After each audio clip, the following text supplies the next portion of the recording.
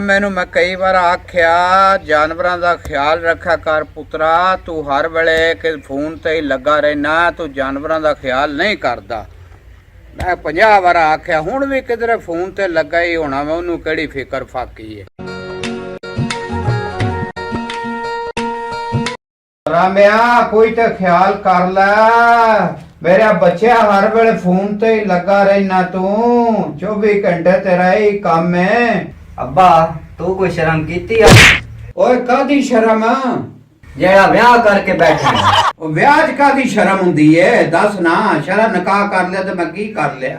ਅੱਬਾ ਤੂੰ 16 ਸਾਲਾਂ ਦੀ ਕੁੜੀ ਨਾਲ ਸ਼ਾਦੀ ਕਰ ਲਈ, ਇਸ ਗੱਲ ਦਾ ਸ਼ਰਮ ਕੋਈ ਨਹੀਂ?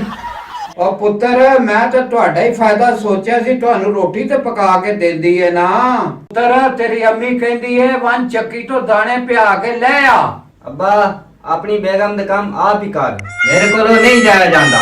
ਆਣਾ ਤੇ ਇਸ ਗੰਦੀ ਔਲਾਦ ਉੱਤੇ, ਤੂੰ ਨਹੀਂ ਜਾਣਾ ਤੇ ਨਾ ਜਾ, ਮौज ਕਰ। ਉਹ ਗਾਮੇ ਜਾ ਦਾਣੇ ਪਿਆ ਲਿਆ ਜਾ ਕੇ। ਚੌਧਰੀ ਸਾਹਿਬ ਇਹ ਕੰਮ ਨਾ ਕਰੀਏ, ਤੁਹਾਡੇ ਦਾਣੇ ਦੇ ਚਲੇ ਜਾਈਏ, ਐ ਤੇ ਕਰ ਲੈਣ ਦੋ। ਉਹ ਕੀ ਜ਼ਮਾਨਾ ਆ ਗਿਆ, ਨਾ ਨੌਕਰ ਗੱਲ ਸੁਣਦੇ ਨਾ ਔਲਾਦ ਗੱਲ ਸੁਣਦੀ ਏ। ਮੈਂ ਆਪ ਹੀ ਦਾਣੇ ਪਿਆ ਲਿਆਉਣਾ।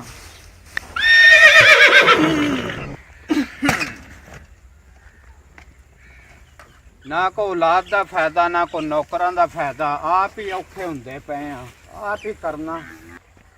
ਹਾਂ ਹਾਂ ਹਾਂ ਹਾਂ ਹਾਂ। ਬੜੇ ਦਿਨ ਹੋ ਗਏ ਨੇ ਯਾਰ, ਕੋਈ ਸ਼ਿਕਾਰ ਨਹੀਂ ਲੱਭਿਆ, ਭੁੱਖੇ ਹੀ ਪੈ ਗਈਆਂ ਨੇ।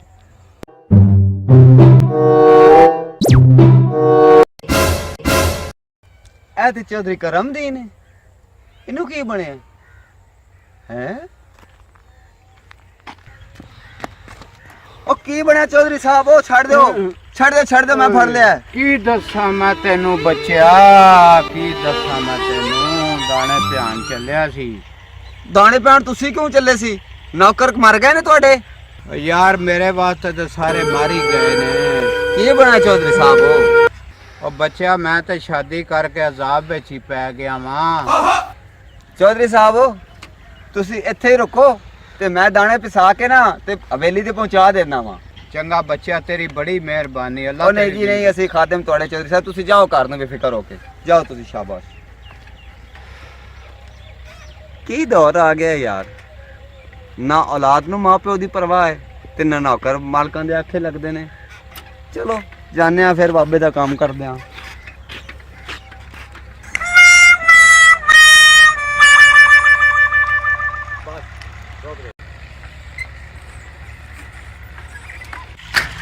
ਮਜੀਦ ਭਾਈ ਕਿੱਥੇ ਚੱਲੇ ਹੋ?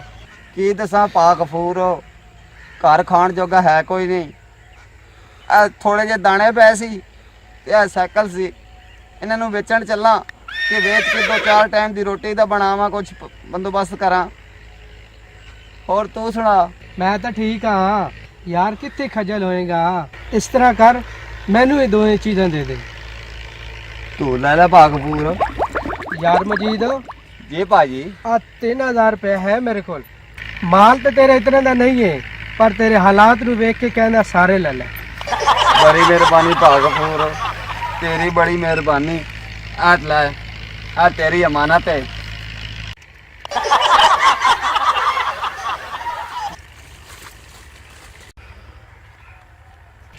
ਹੋ ਰਾਜ ਆਨਿਆ 3000 ਦੀ ਦਿਹਾੜੀ ਲਾ ਲਈਏ। ਹੁਣ ਬੈਠਾ ਰਹਿ ਚੌਧਰੀ ਆਪਣੀ ਬੇਗਮ ਕੋਲ, ਆਟੇ ਦਾ ਇੰਤਜ਼ਾਰ ਕਰਨ, ਪਕਾਨ ਫਿਰ ਆਈ ਰੋਟੀ। ਅਸੀਂ ਤੇ ਚੱਲੇ ਆ।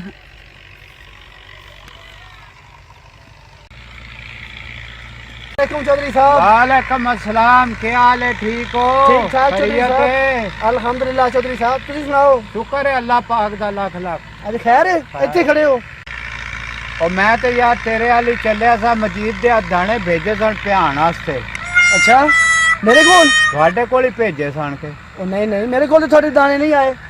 ਸਾਈਕਲ ਦੇ ਉੱਤੇ ਲੈ ਗਿਆ ਲੱਦ ਕੇ, ਤੇਰੇ ਕੋਲ ਦਾਣੇ ਕੋਈ ਨਹੀਂ ਆਪਣੇ? ਨਹੀਂ ਤੁਹਾਡੇ ਦਾਣੇ ਤੇ ਮੇਰੇ ਕੋਲ ਨਹੀਂ ਆਏ। ਅੱਛਾ ਹੁਣ ਮੈਨੂੰ ਪਤਾ ਚੱਲਿਆ।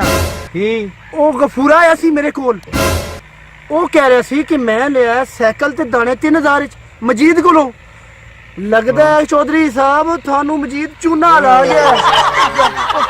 ਹਾਏ ਓਏ ਮੈਂ ਤੇ ਲੁੱਟਿਆ ਗਿਆ।